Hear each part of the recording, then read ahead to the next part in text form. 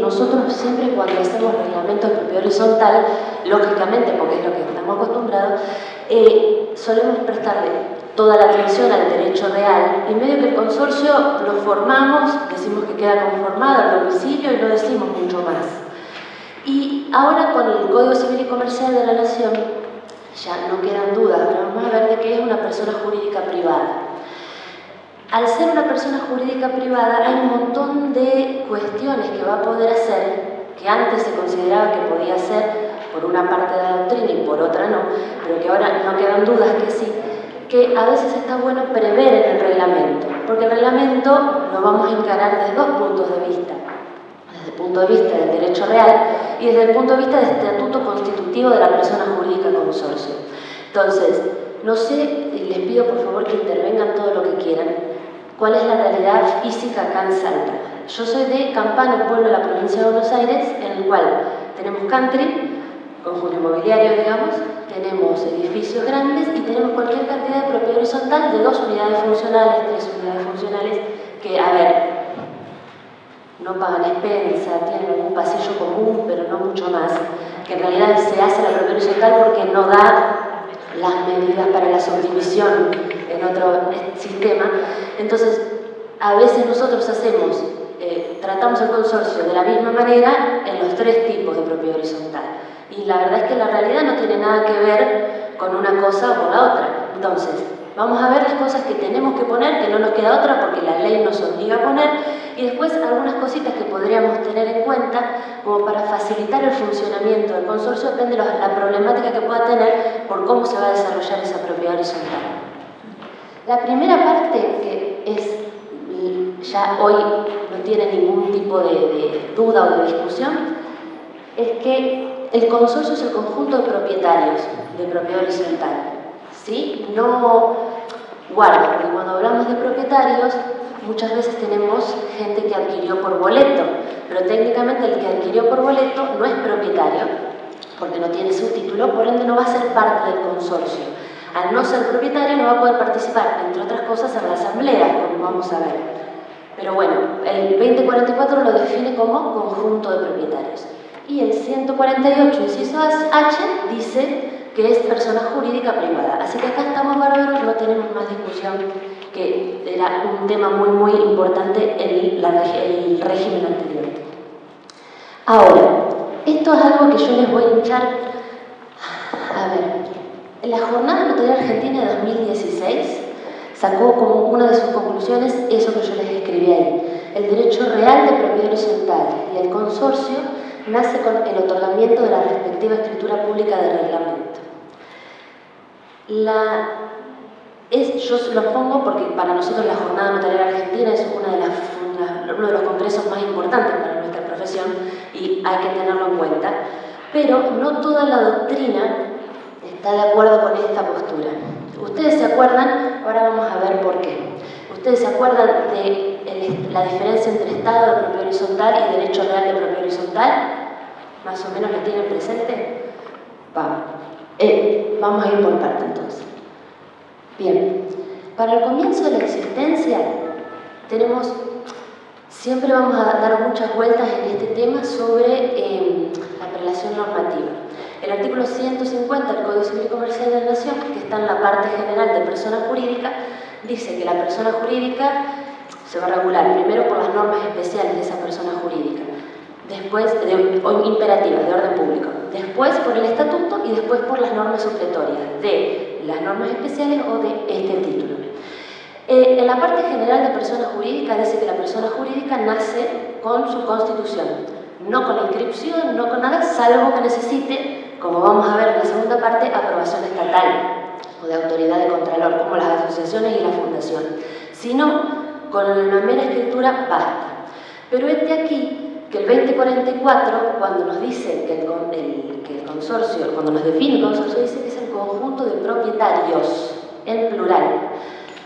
El proyecto de Código Civil, por eso ahí dice fuente de la norma, el proyecto del 98 decía que el consorcio se formaba por los propietarios o por el único propietario. Este código no lo dice. Y la idea de la unipersonalidad de las personas jurídicas es la idea de separación patrimonial, como si fuera un fideicomiso. No es la idea tanto de la sociedad siempre se vio como unir voluntades para lograr un fin, pero la realidad económica hace capaz que el empresario individual quiera proteger su patrimonio. Entonces se permite la sociedad unipersonal, pero no con la idea de unir voluntades para un fin, sino con resguardar el patrimonio personal de esa persona que ejerce una actividad empresaria. Ninguna de estas cosas están en el consorcio. Entonces, muchas veces pasa que el reglamento lo otorga el dueño del terreno, que es una sola, o una constructora o lo que fuera, una sola persona jurídica, y no tenemos otra voluntad.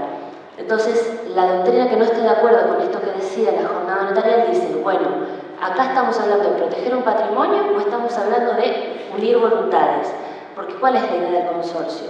Que administre la propiedad horizontal, cobrar expensas, mediar entre los vecinos, etcétera, etcétera, tiene sentido si hay intereses contrapuestos, no si hay una sola persona. Y lo dejé para después porque es el tema que más debate lleva, es que esta gente que entiende que no comienza necesariamente con la escritura del consorcio, entiende que todavía existe el estado de propiedad horizontal. El estado de propiedad horizontal es una teoría que dice, cuando yo tengo un plano registrado y yo tengo el reglamento, lo que sucede es que yo divido el inmueble jurídicamente, pero no tengo derecho real. ¿Por qué? Porque el derecho real, como todos sabemos, como el dominio o cualquier otro derecho real, ¿cómo se adquiere? ¿Qué dos cosas necesito para adquirir un derecho real? Título suficiente y modo suficiente. El título, la escritura pública, acá en el reglamento estamos igual, la forma para otorgar el reglamento es la escritura pública, ¿y cuál es el modo? La tradición. Ahora, si yo, constructora, dicto un reglamento de propiedad horizontal, ¿tengo título suficiente? Sí. ¿Tengo modo? No hubo tradición. Entonces, lo que entiende esta doctrina es que la ley 13512 no diferenciaba entre Estado y derecho real, fue una elaboración doctrinaria, pero el fundamento de esa elaboración doctrinaria sigue siendo exactamente el mismo. Para el Código de Vélez se necesitaba título y modo, para este código necesito título y modo. Entonces, voy a diferenciar entre estado de propiedad horizontal hasta que haya tradición de al menos una unidad funcional. ¿Sí? Esta es la que más debate genera porque, a ver, en las consecuencias prácticas, lo que puede llegar a generar es que, sobre todo con la cuestión del boleto de compra-venta, que esa constructora venda unidades por boleto y no se haya todavía perfeccionado la transmisión de los derechos reales y, obviamente, tengan un problema que les genere responsabilidad. Entonces, no es lo mismo que la responsabilidad recaiga en el consorcio que si no va a recaer en la constructora. Entonces, esa es la cuestión medular de por qué nos interesa esta diferencia. Normalmente lo que se está entendiendo es que para la vida cotidiana de comprar insumos en el supermercado o contratar a un empleado, lo que fuera, lo que se va a preponderar va a ser la teoría de la apariencia. Es decir, yo creo que existe un consorcio, yo no tengo obligación legal de investigar más porque, a ver, viene una persona que me dice que es administrador y yo por la apariencia entiendo que está administrando un consorcio, y por ende se le podría aplicar esa teoría para defender, digamos, los derechos de la persona que está contratando. Pero no así con los administradores o con los titulares, porque los titulares no, van a saber que no existe consorcio. ¿Se entiende? Entonces, a nivel responsabilidad y a nivel notarial, depende del acto que se otorgue, porque ahora vamos a ver que determinados actos pueden ser más gravosos, es una pauta que tenemos que tener en cuenta cuando hacemos la entrevista previa y charlamos y preguntamos en qué estado está ese consorcio. El último artículo que les menciono ahí es el 2066. El 2066, vamos a volver después con el administrador, dice que en el reglamento se designa el primer administrador. Entonces la gente que sostiene esto que veíamos acá dice, si yo designo el primer administrador en el reglamento y el administrador representa al consorcio, por ende el consorcio existe con el reglamento. La gente que entiende que no, dice que en realidad uno designa al administrador. ¿Por qué? Uno no sabe cuándo van a hacer el consorcio, cuándo se va a transmitir esa primera unidad funcional. Entonces no puede ser que yo transmita y tenga que nombrar una asamblea para que nombre un administrador. Entonces está ahí como en estado de latencia hasta que nazca el derecho real, lo cual es complicado a nivel de la prueba para la actividad cotidiana, ¿no? Pero bueno, esto yo se lo cuento porque existen las dos posturas. A esta altura del campeonato no tenemos jurisprudencia sobre la que apoyarnos. Entonces, cuando venga un administrador de consorcio, sobre todo de un edificio nuevo o lo que fuera, es algo que hay que tener en cuenta para considerar si la persona jurídica ya existe o no. Vamos a ver después qué actos pueden ser interesantes a nivel notarial. Bien, el reglamento de propiedad horizontal, esto era lo que yo les decía hoy, lo vamos a ver como dos funciones. Primero, la divisibilidad jurídica del inmueble, o sea, esto es derecho real de propiedad horizontal, y el estatuto del consorcio. Las personas jurídicas, para su regularidad, no para su existencia, se inscriben. Hubo un debate cuando recién salió el código en cuanto a si la persona jurídica consorcio era necesario inscribirla en el registro público antes de comercio o si no. La mayoría de la doctrina, casi no hay casi discusión, dice que la persona jurídica consorcio va unida al derecho real y por la especialidad la inscripción que corresponde es el registro de la propiedad inmueble. Así que ahí no tenemos ningún problema y esto es prácticamente unánime. Con respecto a las cláusulas, las vamos a ver después en varias ocasiones, pero hay algunas de las cláusulas que se refieren al consorcio, sobre todo referido al patrimonio y demás. Nosotros, la mayoría de la doctrina lo que entiende es que para hacer el reglamento, nosotros vamos a tener que poner todas las cláusulas que exige el 2056, mencionarlas, lo cual no significa que no podamos amoldarlas a lo que nosotros necesitemos. Entonces, ahora cuando veamos más cada tema en particular, vamos a ver algunas cuestiones, pero esto hay que saberlo. A ver, legalmente tiene que tener todas estas cláusulas, pero eso no significa que lo que diga esa cláusula tiene que ser cumplido a rajatabla. No, ahora lo vamos a ver mejor. Bien, como el consorcio es una persona jurídica, como cualquier persona, como cualquier sujeto de derecho, tiene atributos de la personalidad. Los primeros son sencillos. El nombre va a tener que cumplir con todos los recaudos de la parte general de persona jurídica, esto es, va a tener que tener una parte que le identifique el tipo de persona jurídica. Se entiende que es consorcio de propiedad horizontal. ¿Por qué? Porque está el consorcio de cooperación. Entonces, si yo pongo consorcio, el consorcio de cooperación no es una persona jurídica, pero sí tiene quit y sí actúa.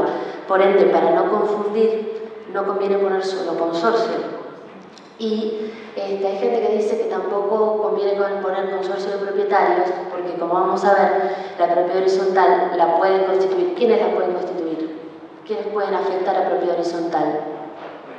El titular de dominio, ¿quién más? Física, los condóminos y quién más que es nuevito y que no lo tenemos tan presente porque para nosotros es muy nuevo, el superficiario, que nosotros no lo tenemos tan presente porque no es muy habitual, pero el superficiario puede afectar a propiedad horizontal y el superficiario no es propietario, es superficiario justamente. Entonces poner consorcio de propietarios, sobre todo si es hecho en una superficie, puede confundir con el derecho real del cual surge, que en este caso no sería el dominio.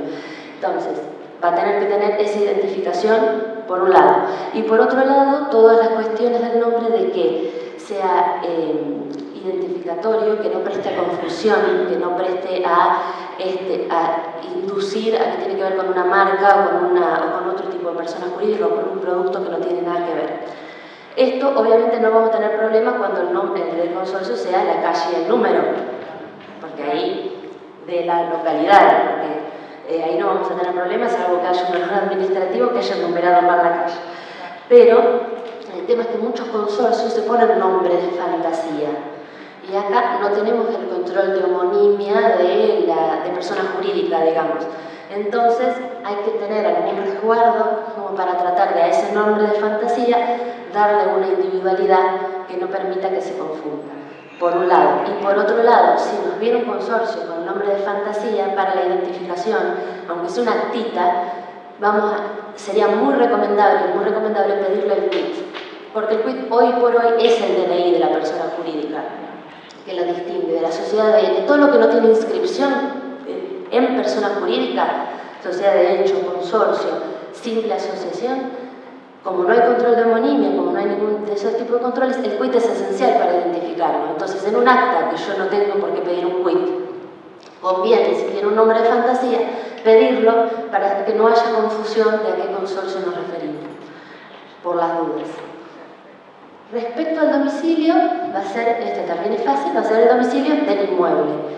Guarda, porque es el domicilio del inmueble. Esto también para las actas y para las notificaciones fundamentalmente. Muchas veces se notifica a dónde. En el domicilio del administrador. Exactamente. Y el domicilio del administrador no es el domicilio del consorcio, salvo que haya un juicio, un proceso y demás y se haya constituido un domicilio especial. Ahí estamos perfectos. Pero si no tenemos nada de esto, ojo, porque como bien dice la colega, el domicilio del administrador no es el domicilio del consorcio. Bien, y ahora entramos en la parte más interesante o más polémica. La capacidad del consorcio. No hay norma que hable sobre la capacidad del consorcio. Ninguna. El 141 de la parte general de personas jurídicas dice que las personas jurídicas son entes capaces para contraer obligaciones y adquirir derechos. Siempre para el cumplimiento del objeto, así había sido la primera redacción y había generado un revuelo impresionante, y después se agregó para los fines de su creación. ¿Por qué había generado un revuelo impresionante? Hay una postura en derecho societario que entiende que el objeto es el límite de la capacidad de la sociedad. Esa frasecita le suena de la facu. La capacidad, o sea, el objeto es el límite de la capacidad. Para esta teoría, todo aquello que no está descrito en el objeto, la persona jurídica no lo puede hacer, lo cual es absolutamente complejo, sobre todo en un régimen que te pide un objeto preciso y concreto. Es muy limitativo. Entonces, posteriormente, esto se fue alivianando bastante y se empezó a hablar de los fines de la creación. Esto es, más allá de lo que diga el objeto, si yo tengo una finalidad específica que me va a llevar indirectamente a cumplir con ese objeto, yo puedo actuar igual, aunque el objeto específicamente no lo diga. Esa, por suerte, es la postura mayoritaria actualmente. Con eso, Benseñor dice que es imputable a la persona jurídica y está dentro de los límites del representante, las facultades para actuar del representante, los actos expresamente descritos en el objeto, los accesorios, los conducentes, los preparatorios para los actos del objeto y los actos extraños. Él lo entiende y la mayoría de la doctrina lo está entendiendo, salvo gente muy importante como Nissen y demás, que tiene una postura mucho más restringida, pero que no es mayoritaria. Entienden que esos actos son perfectamente viables para la sociedad y que el representante no necesitaría ni siquiera acta de asamblea. Ahora, ¿qué pasa con los actos notoriamente extraños? Los notoriamente extraños también tenemos dos posturas y esto sí está más dividido.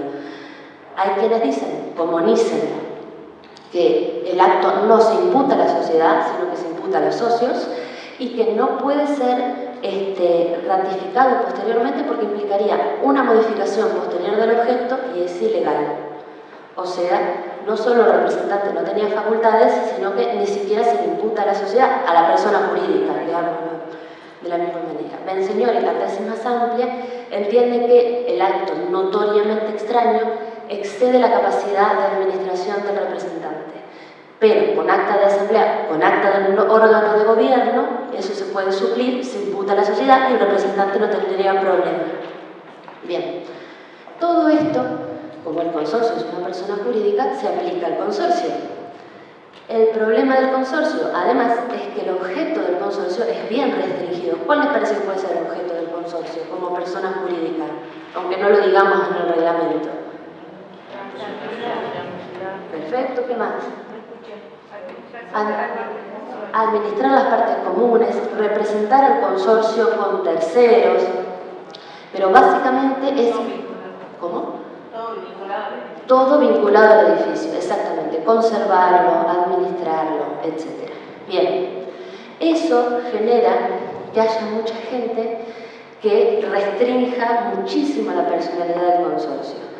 Pero la mayoría de la doctrina, por suerte, y hay ya, esto sí, hay un fallito que no es muy largo, muy fundado, o sea, muy así fundamentado, pero lo dice, es que en realidad lo que hay que mirar son los fines del consorcio. Y ahora vamos a ver la cuestión que a nosotros más nos importa, que es, ¿puede el consorcio adquirir bienes registrables? Bien, ya las tenemos bien encaminadas. Es la postura que yo adhiero porque me parece la más lógica. Pero bueno, vamos a ver. Adquirir un bien registrable, que cualquier bien registrable, un inmueble, un auto, una embarcación. ¿Qué les parece? A ver, ahí ya tenemos una colega de nuestro lado, pero el resto, sin miedo. Bien, por un lado el origen de los fondos. Ahora vamos a ver el patrimonio. Perfecto. Ahora, el próximo ítem es el patrimonio, que es el último atributo de la personalidad. Y ahí vamos a ver el tema de los fondos, que es muy importante. Bien, por un lado eso. Segundo, ¿puede adquirir cualquier tipo de bien registrable?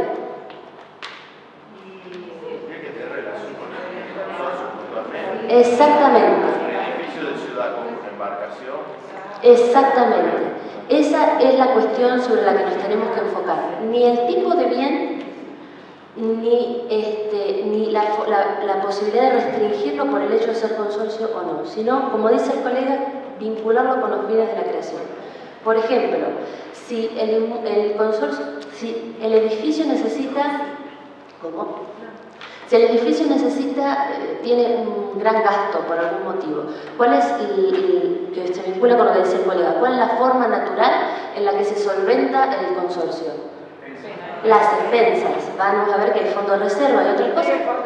Sí, pero la savia, digamos, económica del consorcio es la expensa. Bien, están pagando todos los propietarios bastante expensas, pero tienen un fondo de reserva interesante. Bien. Se vende un local al lado, que si se alquila, se puede alquilar por una buena cantidad de dinero, mensual, es decir, dinero líquido que entre todos los meses, no el fondo de reserva, que como lo vamos a ver, es dinero que está estancado, porque se utiliza para algo extraordinario. ¿Podría en ese caso, por ejemplo, un consorcio adquirir este local? ¿Qué les parece? Utilizando los fondos del fondo de reserva si alcanzara.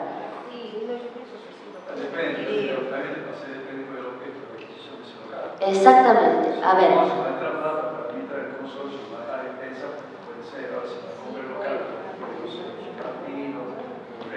O utilizarlo para otra cosa, que lo utilice el administrador, una cosa así, por supuesto. ¿Cómo? Bien. Esta es la cuestión. Como decía la colega acá, ¿quién juzga cuáles son los fines del consorcio? La asamblea, eso no lo juzga ni el notario, obviamente a posteriori lo puede jugar un juez, ¿no? Lógicamente. Pero eso no lo juzga ni el notario ni el registrador. Y acá entramos en lo que entramos siempre cuando hablamos de qué hacemos en nuestra escribanía. Primero, yo creo que la mayoría, nunca vamos a realizar un acto que nos parezca que no es acorde a derecho, ¿no? Por una cuestión de responsabilidad profesional. Pero si a mí no me convence esto de que realmente sea para los fines y demás, ¿es mi responsabilidad juzgarlo? En principio, no. ¿Pero qué sería algo tema que adquiere el consorcio? Y no sé, por ejemplo, una unidad funcional en otro lado, o como dice el colega, bueno, el auto, ¿qué les parece con respecto al auto? ¿Es lo mismo un consorcio de dos unidades funcionales que un country para adquirir un auto? Es diferente, porque para un conjunto inmobiliario puede ser útil un auto. Para un dúplex, claramente no. Claro. Obviamente nosotros, en nuestro asesoramiento previo, a mí realmente, con una mano al corazón, si viene una persona que dice que es el administrador de dos unidades funcionales y me dice que quiere adquirir un auto, y yo no sé. Pero si viene el administrador de un conjunto inmobiliario, no tendría muchas dudas. De hecho lo necesita. el acta de asamblea aprobando, Sí. aprobando el acto. Si trae el acta de asamblea, nosotros lo deberíamos aceptar, porque, insisto, no entra dentro de nuestra prerrogativa decir que es o no fin de la creación de la persona jurídica. Eso le corresponde a la persona jurídica.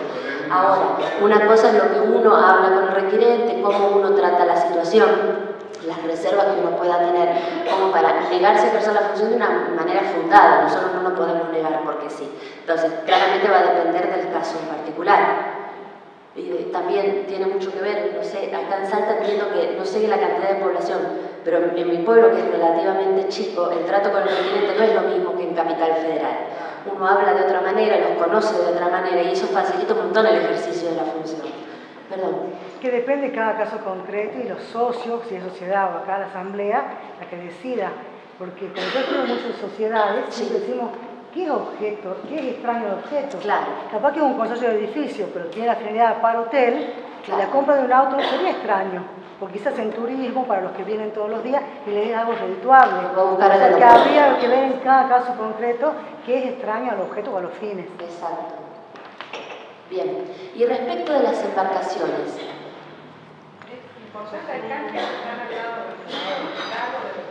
exactamente. Nosotros tenemos uno que tiene una laguna gigantesca y tiene una lanchita que es como de salvavidas, o cualquier cosa.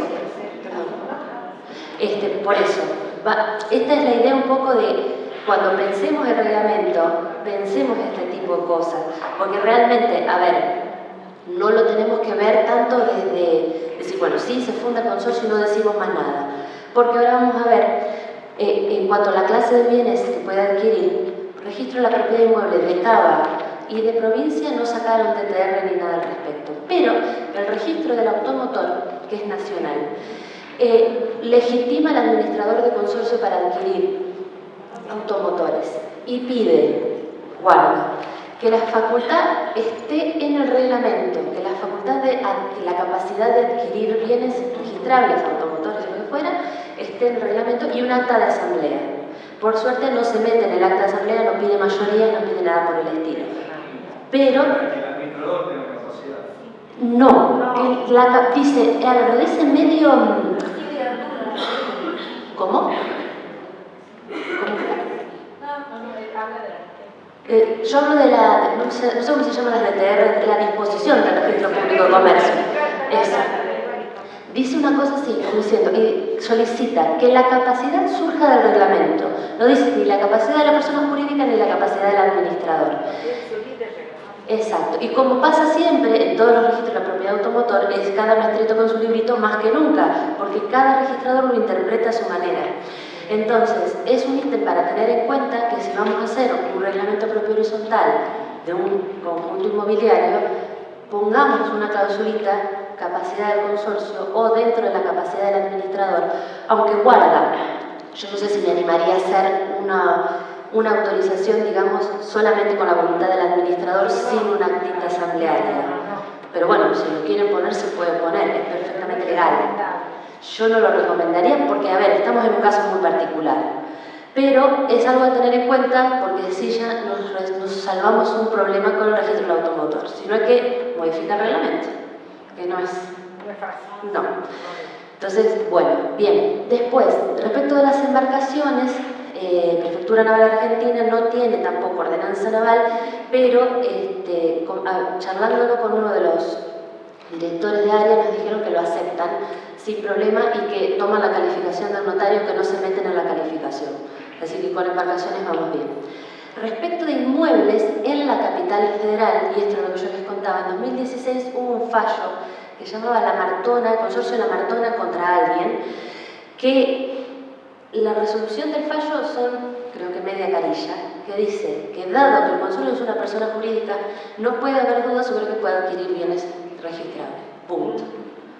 Entonces, obligó al registro a inscribir, pero bueno, no hizo un fundamento en derecho mucho mayor como para que uno pueda, claro, o extraer algo más jugoso. Pero bueno, lo permitió.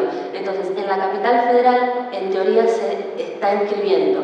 No es muy habitual, la verdad es que no es muy habitual.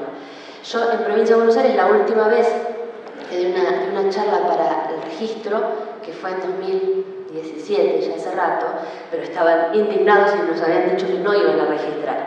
O sea que bueno, hay que tenerlo en cuenta también cuando nos requieran algo por el estilo, ya hablarlo o ver cómo lo vamos a encarar o advertir a la gente que pueda haber algún conflicto que pueda llegar a un nivel judicial. Yo creo que hoy en día ningún juez podría decirte que no tiene capacidad, pero bueno, eso hay que verlo, hay que tomarlo en cuenta porque muchas veces nosotros en la escribanía hacemos muchas veces lo que el registrador quiere, aunque no sea lo legalmente, para sacarnos de encima el problema y que nos inscriba. Y es válido porque trabajamos de eso y tenemos que darle una solución a la gente.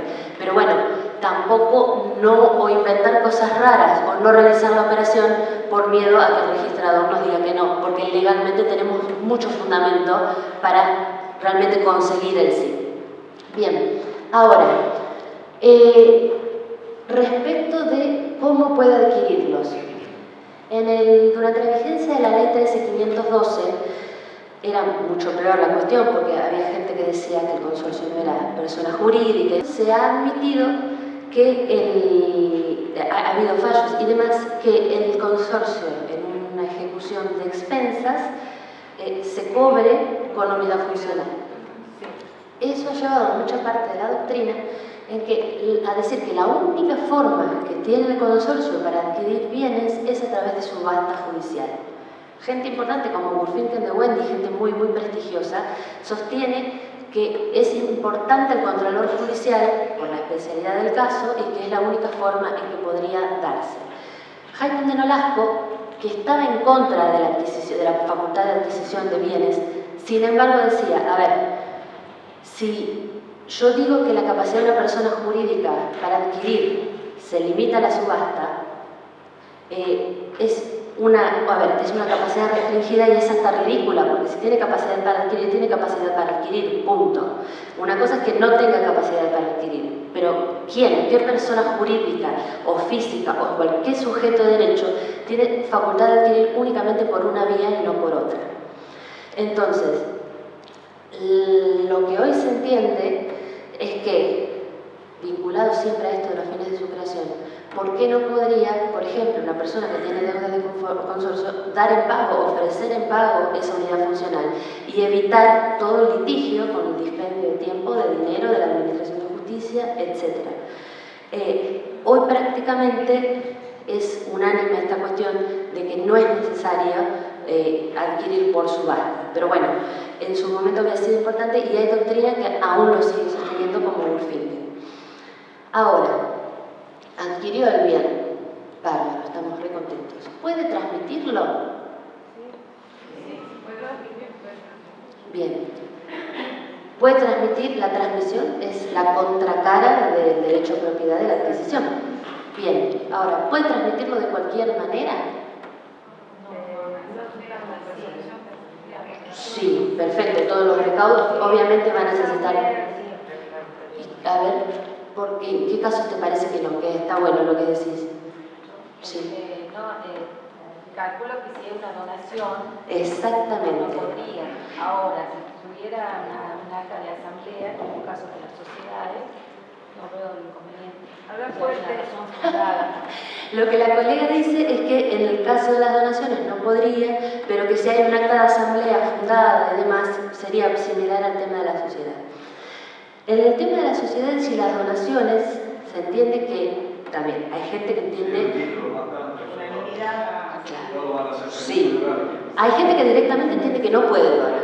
Siempre el extremo existe. La mayoría. Una donación con cargo, una donación al Estado, por ejemplo, de un complejo inmobiliario, para que le mejore, por ejemplo, la zona, le abra una calle, es perfectamente válido. Bien, acá más que nunca tenemos que ver el tema del fin. ¿Por qué? Porque, a ver, es una obviedad, pero cuando yo dono me despatrimonializo. Sí, sale algo de mi patrimonio y no gano nada, no gano otra cosa pecuniaria a cargo. Entonces, si bien el consorcio no tiene fin de lucro, que es lo que siempre se le objeta a la sociedad, que la sociedad no puede donar porque tiene fin de lucro, bien, acá no tenemos fin de lucro, pero guarda que ese patrimonio es para administrar el edificio. Entonces, si yo me quedo sin patrimonio, no estoy pudiendo llevar a cabo los fines de mi creación. Entonces, tendremos que decir, como dice el colega, por ejemplo, donar o ceder gratuitamente un espacio para calle. O para plaza, exactamente. Lo que pasa es que en general se hace previo al proyecto y lo hace directamente la constructora, no lo hace el consorcio. Entonces ahí no tenemos inconveniente. Exactamente. Entonces ahí ya no tenemos inconveniente. El tema es a posteriori, cuando el consorcio ya existe.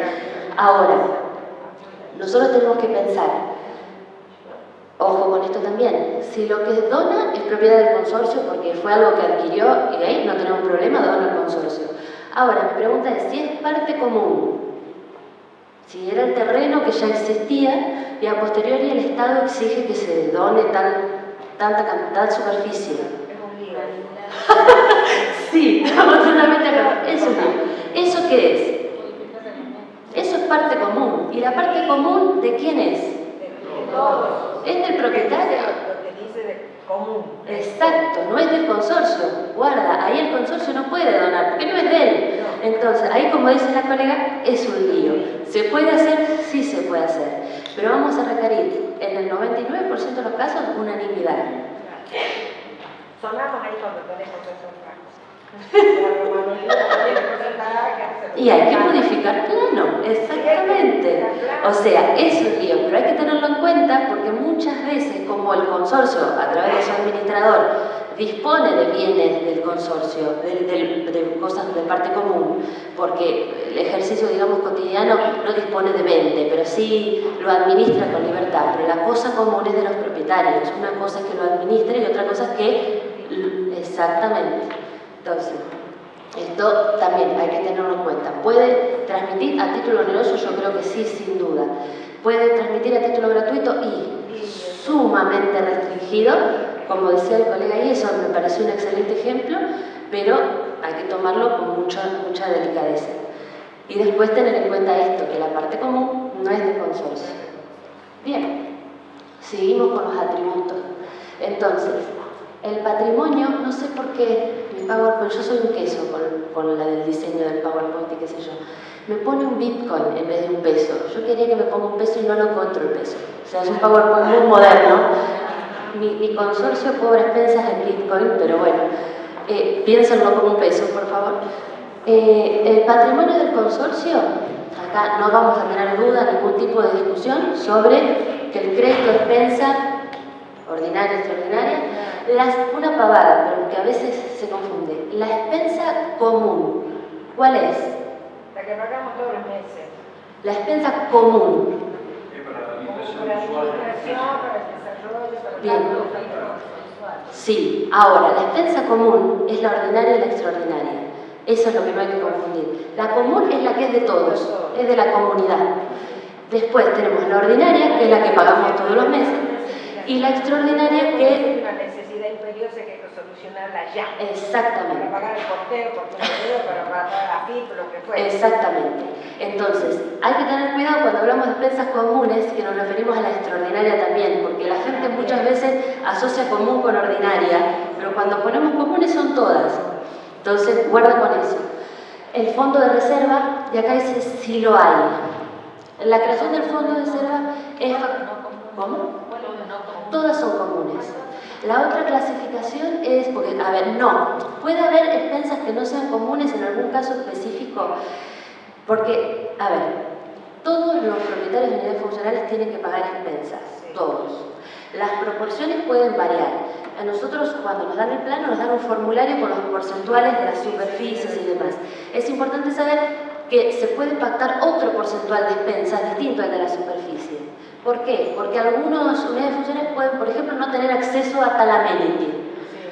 O tal unidad funcional es la única que tiene acceso a tal amenity. Entonces, más allá de la superficie, se puede pactar otro porcentual para el pago de la expensa. Ahora, cuando se hace una extraordinaria, puede ser que sea una extraordinaria por causa de alguna amenity y la persona que no utiliza esa amenity no pueda pactar no pagarla.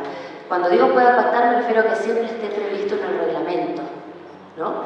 Todo lo que es modificación de pago de expensa y de porcentual de expensa es reglamento y si se cambia, porcentual de modificación de reglamento. No tenemos chance ahí de hacerlo por asamblea sin modificación. Pero se puede prever que la expensa no sea común en el sentido de que a esta se le permita no pagar una cosa específica. No pagar expensas, por favor, expensas tiene que pagar siempre. Pero que también eso es un problema cuando tenemos el consorcio pequeño. Una colega nos decía en Córdoba que tenía 2 unidades funcionales, 2 casas. Uno de los dueños de esa casa tiró la casa abajo y construyó un edificio. Claro, eso se hizo en el plano donde estaban las 2 unidades funcionales, se modifica la numeración, pero la unidad funcional, que era una casa, está dentro de todo eso. Y claro, ahora va a tener que pagar expensas porque la gente del edificio sí va a pagar expensas. Y claro, el dueño de la casa no quería saber nada con pagar expensas porque es su casa. Y no va a compartir ninguna de las amenities del edificio porque físicamente está totalmente separada. Lamentablemente, aunque sea un porcentual muy pequeñito, le van a tener que poner al dueño de la casa, que obviamente no va a ser el porcentual de la superficie, porque la superficie va a ser prácticamente el 50%, entonces sería una locura que pague ese porcentual de expensas. Eso se puede modificar, pero no lo pueden eximir. Entonces, para nosotros que capaz que en los pueblos más chicos tenemos esta realidad que en la capital federal no existe, el código no nos ayuda en lo más mínimo, que es una de las críticas más grandes que se le ha hecho, que solamente prevé la propiedad horizontal real, digamos, la de la capital federal, pero bueno. Bien, entonces, ese es un caso que podría no ser común, pero es súper excepcional. El fondo de reserva, ¿qué es el fondo de reserva?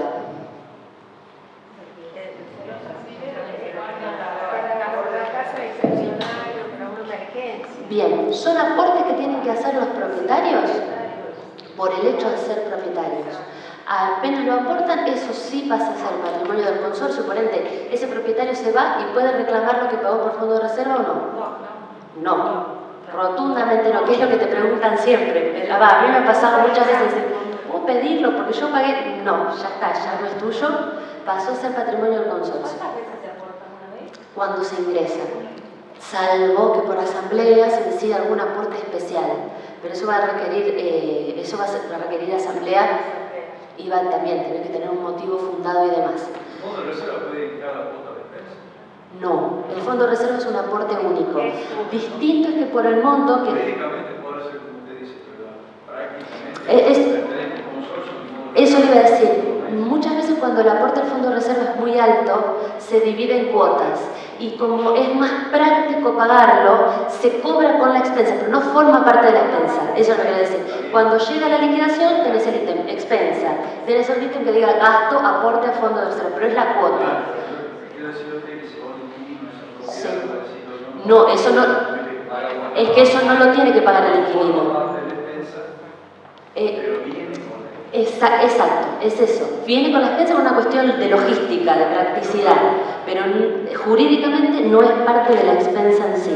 Entonces sí, para el tema del inquilino, al inquilino no le corresponde el pago. Ojo, ojo. Exactamente, salvo un pacto en contrario. Eso siempre se pacta, se puede pactar en contrario y no hay ningún problema. Pero eso ya no surge del derecho al valor horizontal, sino que surge del contrato de locación. ¿Sí? Claro, exactamente.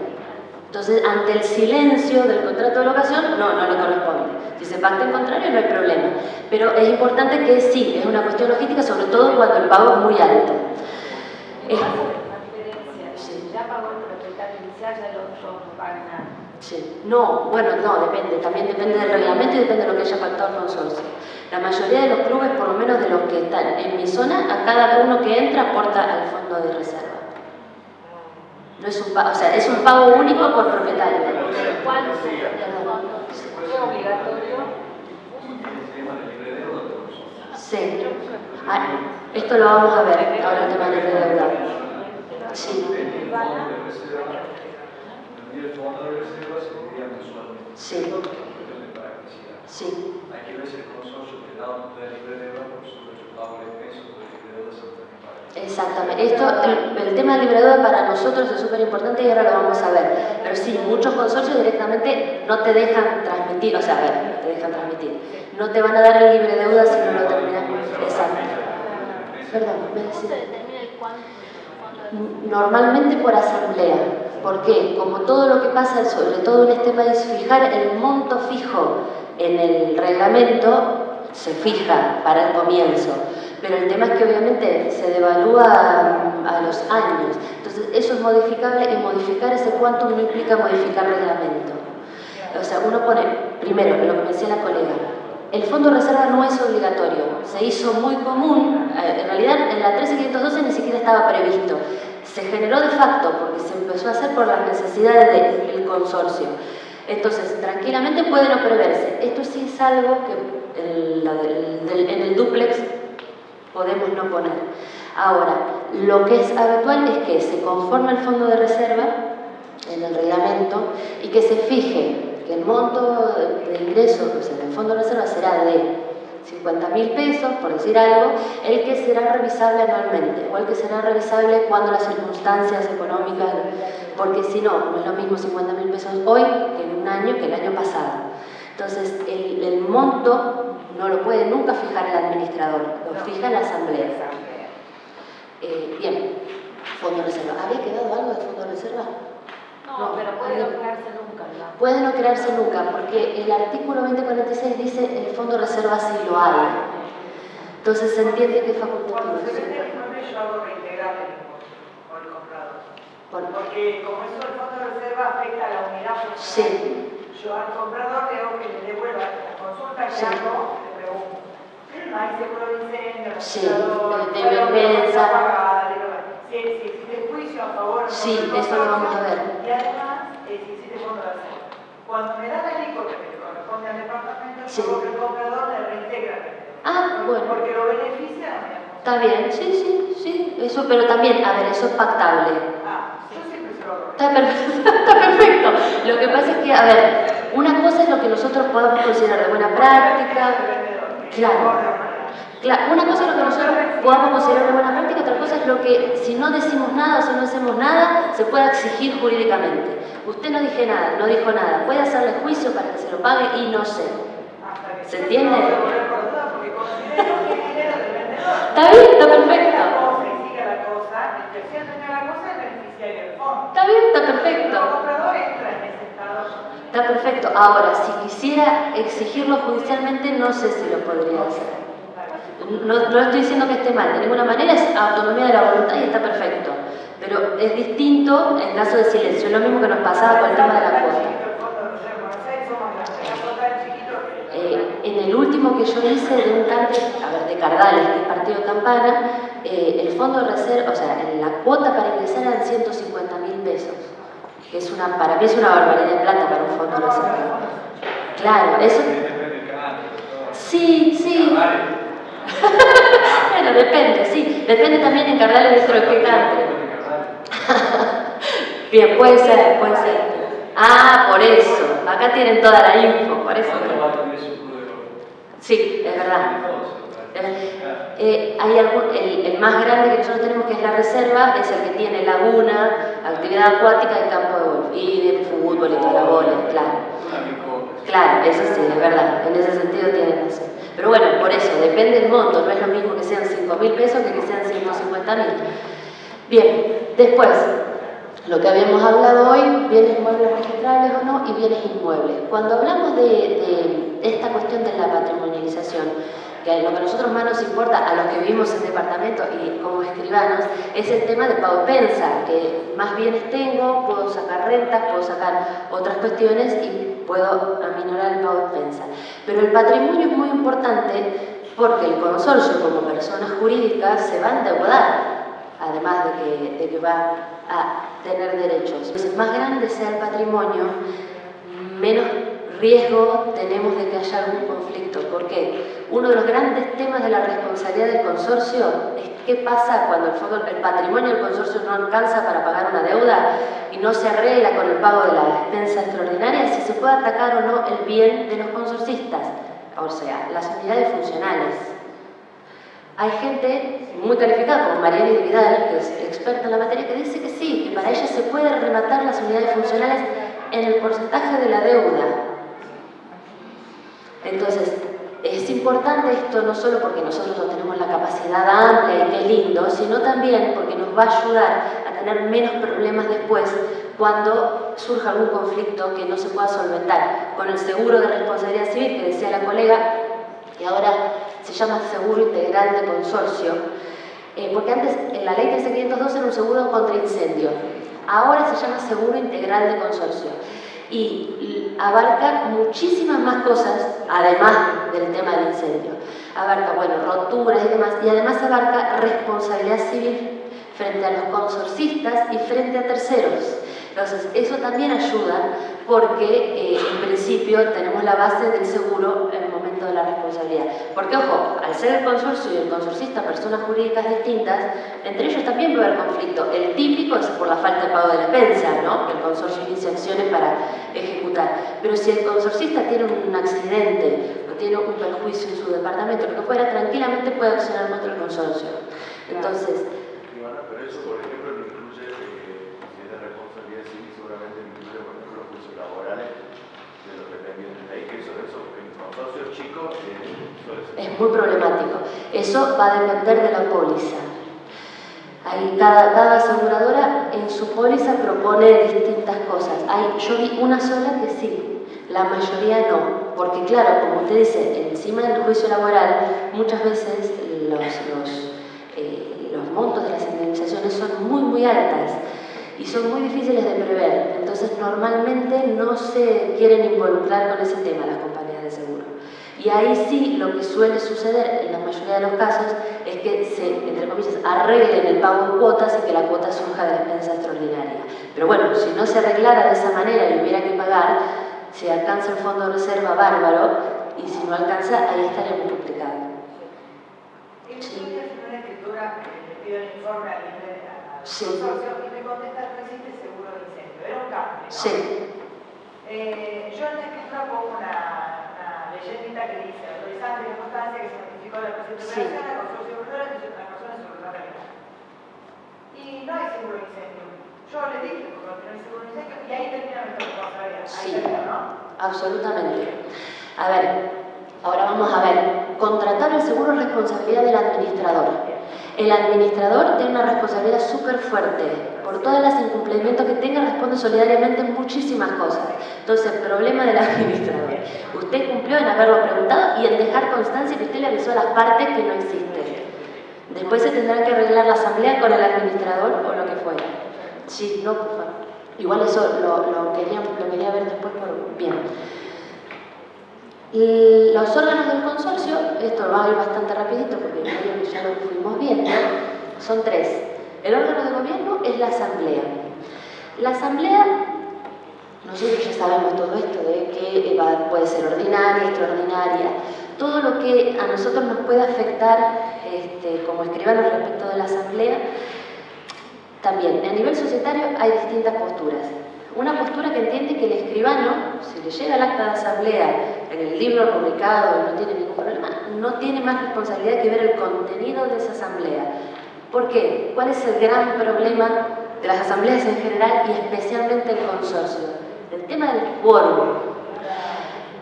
El Código Civil actual plantea que las mayorías, por ende el quórum, se tiene que hacer sobre la totalidad de los propietarios, no de los presentes en la asamblea. El 99% de las reuniones de consorcio no llega ni a la mitad del presentismo. En ninguna jurisdicción hasta ahora me han dicho no, sí, acá nunca. Entonces, se han previsto en este código una opción que es bastante... Dos cosas. Primero, la asamblea para impugnarse lo que se dijo y demás se tienen 30 días desde la fecha de la asamblea. El código dice desde la fecha de la asamblea, otros dicen que en realidad debería ser desde la fecha en que se pasa la resolución de la asamblea. Pero bueno, el código dice desde la fecha de la asamblea, 30 días. También hay una opción que no está siendo tan utilizada, pero que a mí me parece que es interesante, que los propietarios puedan dar sus opiniones sobre las cuestiones en particular. Esto es, con una nota firmada o lo que fuera, que el administrador proponga una cuestión y que los propietarios respondan no yendo a una asamblea, sino por escrito, o como lo prevé el reglamento, pero va a tener que ser por escrito, si no va a ser muy difícil de probar, y que contesten a esa cuestión separadamente, por nota particular. Eso me parece que es un recurso que podríamos tener en cuenta para muchas cuestiones, porque como las mayorías son sobre la totalidad de los propietarios, es una buena opción. Otra opción que se da es que la mayoría de los presentes puedan tomar una decisión y que después dice una frase del código que no es muy feliz, que dice que se va a dar por aceptada salvo que los que no asistieron con mayoría suficiente se nieguen. Lo que pasa es que nunca se sabe, o nunca nadie se pone de acuerdo en qué es una mayoría suficiente. Entonces la cuestión de la asamblea para nosotros como escribanos, cuando tengamos esas actas, a ver, primero vemos el contenido y después nos tenemos que plantear una postura que es la más cómoda y que, a ver, que es la misma que se utiliza en sociedades, que es que el escribano no tiene por qué chequear el quórum, ni la legitimación de los que fueron. Por ejemplo, el propietario fue alguien con carta poder y esa carta poder estaba mal o estaba bien. Eso no lo tendría que chequear el escribano, que eso se utiliza mucho en cuestiones societarias. Y por otro lado, pensar cuál puede llegar a ser nuestra responsabilidad si autorizamos un acta con una asamblea que después pueda ser impugnada. Es un tema delicado porque, a ver, una cosa es, esto es una opinión personal, pero una cosa es si algo ya se hizo y uno tiene que rescatarla, entonces buscar todos los fundamentos posibles para salvarlo, y otra cosa es si la cosa todavía no se hizo, si uno toma el riesgo de hacerlo o no. Porque si ya está hecho, listo, sacamos ideas de donde sea para tratar de defender lo que ya se hizo y defender su validez. Ahora, todavía no lo hice y la verdad es que yo no me animaría a recomendar, no, ustedes si la asamblea está bien, no pregunten más nada. Yo creo que hay que preguntar bastante. Yo soy de esa opinión. Insisto, eso queda cada uno como cada uno ejerce en su escribanía y una vez más, lo que conozca la gente, lo que conozca como la interna de ese consorcio o no, si sabe que ya hay rispideces o no, etc. Pero bueno, es una cuestión a tomar en cuenta. Otra cosa que prevé este código es que, todos sabemos, la asamblea la convoca el administrador. Si el administrador no convoca, la puede convocar el consejo propietario. Si el consejo no convoca, porque no existe, se puede autoconvocar la asamblea. Se necesitan 2/3 de todos los propietarios. Acá tenemos una norma en la parte general de persona jurídica que dice que para la asamblea de la persona jurídica se puede autoconvocar con unanimidad. Pero en la parte especial del derecho real propio horizontal dice que se necesitan 2/3. Así que acá no hay duda, la mayoría es 2/3, no nos importa la parte general de persona jurídica. Otra cosa que sí surge de la parte general de personas jurídicas, que se está empezando a utilizar bastante, sobre todo en reuniones de directorio, no tanto de asamblea, es la reunión por medios telemáticos. La videollamada, el Skype o lo que quieran llamarlo. Lo que siempre es importante con el medio telemático es que haya inmediación. O sea, no que vaya el mail y que vuelva, no lo que fuera, que estemos todos y podamos compartir el ida y vuelta simultáneamente. ¿Cómo? Los WhatsApp.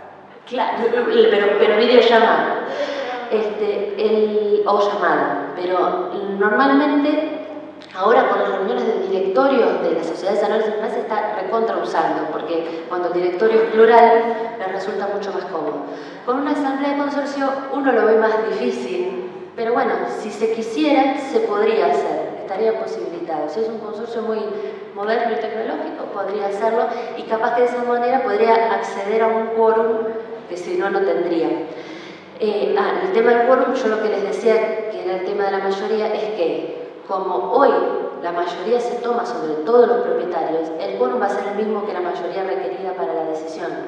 Antes, como era sobre los presentes, el quórum se tomaba sobre todos los propietarios y la mayoría se tomaba sobre los presentes. Ahora no tenemos esa distinción. Una cosa con respecto a las mayorías. La mayoría genérica es la mayoría absoluta, la mitad más uno como Boca. Para algunas cuestiones especiales, las muy gravosas, las que modifican el derecho de propiedad de los consorcistas y demás, se requiere unanimidad. todo lo que es cláusula estatutaria, modificación de porcentuales, modificación de superficies, modificación de superficie común, de cosa común y cosa privativa, etcétera, etcétera, unanimidad. Y para modificación de reglamento en todo lo que no sea estatutario, o sea, en todo lo que no sea esto que requiere unanimidad, es 2/3. Y para la autoconvocatoria, estos 2/3. Ahora, hay uno de los artículos, a ver si lo tengo a mano, espérenme que así lo leo, que dice que en realidad para la mayoría de 2/3 se va a computar sobre el porcentual y sobre la cantidad de unidades funcionales. Espérenme a ver si lo encuentro, que es más fácil. Acá, el 20/60, mayoría absoluta dice. Las decisiones de la Asamblea se adoptan por mayoría absoluta. Este es el principio general, la mitad más uno, salvo para esto que dijimos, lo que requiere unanimidad o lo que requiere modificación de reglamento que no requiere unanimidad. Y dice, computada sobre la totalidad de los propietarios de las unidades funcionales y se forma sobre la doble exigencia del número de unidades y de las partes proporcionales indivisas de estas con relación al conjunto. Esto es, tengo que tener 2/3 de la cantidad de unidades funcionales y de los porcentuales que representa cada unidad funcional. Pero este aquí, que el 2056, cuando habla de las cláusulas que tiene que tener el reglamento, dice en el inciso, les digo,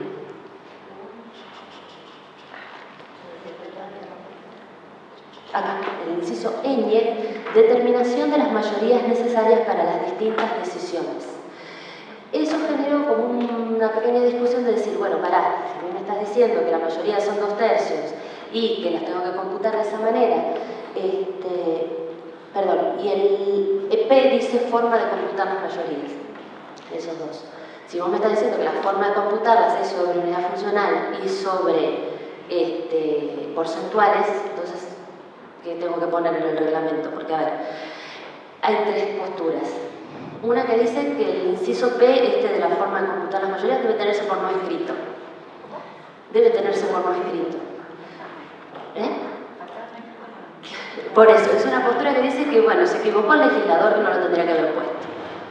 Es media tirada de los pelos. Otra postura, lo que dice, Urbaneja específicamente, dice que esto de los 2/3 y esta forma de computar es un mínimo y que en el reglamento se puede poner lo mismo o se puede grabar. Y la postura que más me convence a mí, que es la de Mariana y de Vidal y la de Abella, es que dice que esta forma de computar las mayorías del 2060, esto de la unidad funcional porcentual, es solo para la mayoría de 2/3, para la mayoría absoluta, que es la que dice el 2060. El 2060 habla de mayoría absoluta, esta forma de computar las mayorías es solo para la mayoría absoluta. Para la de 2/3, bueno, para la unanimidad no hay mucha discusión, pero para la de 2/3 yo voy a poder pactar otra forma de computar la mayoría. Eso sí se puede prever en el reglamento, es decir, 2/3 de las unidades funcionales o 2/3 del porcentual, no de las dos cosas, ¿se entiende? Que podría llegar a ser útil eventualmente. Bien, bueno, y otra postura que es la de Tranchini, que dice que esta norma, la del 2060, es supletoria si en el reglamento no se dice otra cosa. Pero la mayoría de la otra dice que no, que esto de la forma de computar es de orden público, por ende, por más que el reglamento diga otra cosa, no. Entonces, tenemos las más viables para mí son la de Urbaneja y la de Abella. Urbaneja dice, bueno, este es el mínimo, yo puedo pedir más. Y la de Abella y Mariani que dicen, bueno, esto es solo para mayoría absoluta. Para la de 2/3 puedo pedir otra cosa. Aldo Urbaneja te refería. Marcelo, el hijo. Marcelo escribió un montón de propiedad horizontal. Aldo se está dedicando más a personas jurídicas. Sí. Bien, de asamblea. Bien, básicamente la asamblea a nosotros nos va a importar por las decisiones que tome, cuando tenga el reflejo notarial y después todo lo demás, la forma de notificación, etcétera, etcétera, es responsabilidad del administrador.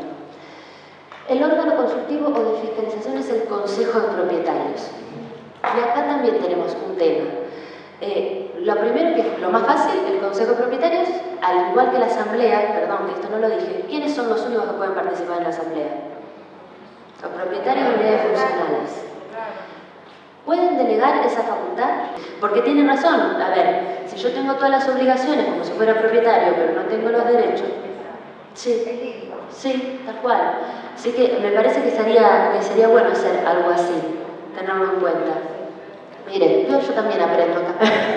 Eso sí. Me gustó, lo voy a anotar después. Bien, estamos con el Consejo de Propietarios. El Consejo de Propietarios, lo mismo que la Asamblea, solo puede estar conformado por propietarios, porque encima se llama así, o sea que no cabe duda. Ahora, la discusión que existe con el consorcio, con el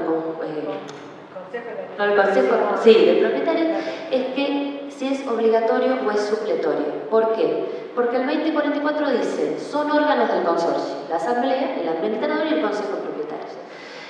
Pero todos los demás artículos que se refieren al Consejo de Propietarios, que no son demasiados, dicen, el 2064 dice, la Asamblea puede designar un consejo integrado, Después, con respecto a las obligaciones del administrador, dice, bueno, debe presentarlo para la revisión del Consejo de Propietarios si existiere.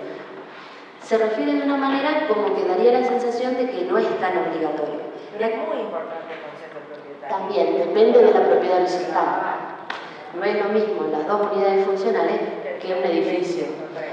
Entonces acá hay tres posturas. La postura que dice que es obligatorio porque el 2044 dice que es órgano y chao. La postura intermedia que sostienen Sabena y Armella, que dicen es obligatorio consignarlo en el reglamento, pero la Asamblea después facultativamente puede hacer que funcione o no. O sea, yo en el reglamento tengo que poner, existirá un consejo propietario que estará formado por 3 personas, 5 personas, las que yo quiera, y que tendrá como facultades tal cosa. Y después la Asamblea puede decidir nunca designar sus miembros y que nunca funcione. Y hay otra postura de Urbaneje y demás que dice que es totalmente facultativo. Mariani de Vidal, Urbaneje y demás dicen que es facultativo, que ni siquiera haría falta ponerlo en el reglamento si no va a existir. Y si no lo ponen en el reglamento, después se puede crear. Sí. Ahora, el tema que tenemos es que en el 2056, que nos dice las cláusulas del reglamento, dice que hay que poner, entre otras cosas, ¿cuál? Me dice, ¿cuál es tu nombre? Vivianita, no me escucho lo que te contaba. Pregunté que si no lo contempla en el reglamento, después si lo podés crear al consejo. Siempre hay que modificar el reglamento. Pero hay que modificar el reglamento. Bueno, por eso le pregunto. Además, yo creo que sí. Sí. Perdón. Sí, sí, sí. Yo te escucho. No. Yo generalmente, que tengo los reglamentos viejos, generalmente se contempla en el reglamento, Sí. pero la pregunta que hace Viviana dice que si no está contemplado en el reglamento se lo puede constituir Sí. en la Asamblea. Claro, a ver, la asamblea va a decidir constituirlo, pero después va a requerir modificación de reglamento. Claro. Para mí no sería por unanimidad, para mí sería por 2/3. Sí, porque no implica modificación al derecho de propiedad horizontal, no es una cuestión estatutaria. Pero bueno, igual hay que modificarlo e inscribirlo, ¿no? Pero además, el 2056, que era el que dice el contenido del reglamento, en la U dice que el reglamento debe contener las facultades especiales del Consejo Propietario. Entonces, si nosotros decimos que las clausulitas estas, es de buena técnica ponerlas todas, aunque después dejemos alguna excepción de cómo vayan a funcionar o si vayan a funcionar o no, y lo más recomendable es decir esto, va a existir, o la asamblea podrá decidir designar un consejo propietario y de hacerlo estará conformado por tanta cantidad de gente, tendrá esta facultad, etc. Siempre para nosotros, al hacer el instrumento, tal cual. Antes de avanzar del consejo de propietarios, los abogados son los arribados, porque como vos dices que el consejo de propietarios controla al administrador y se mandan cada macana a los administradores Sí. con las facultades excesivas, entonces ahora te ponen un montón que sí que tiene que ser porcentual. Yo tengo ahí un pelea contra, generalmente con los contratos viejos, con los reglamentos viejos, igualitos. Entonces si va a ser por el porcentual, si va a ser por esto, por el otro, Claro. que todavía no llego desde Urbaneja, la Armella, no llego a cómo contestar para pelear. El tema es que ahora, con el reglamento viejo, ustedes en caso de silencio del reglamento, No lo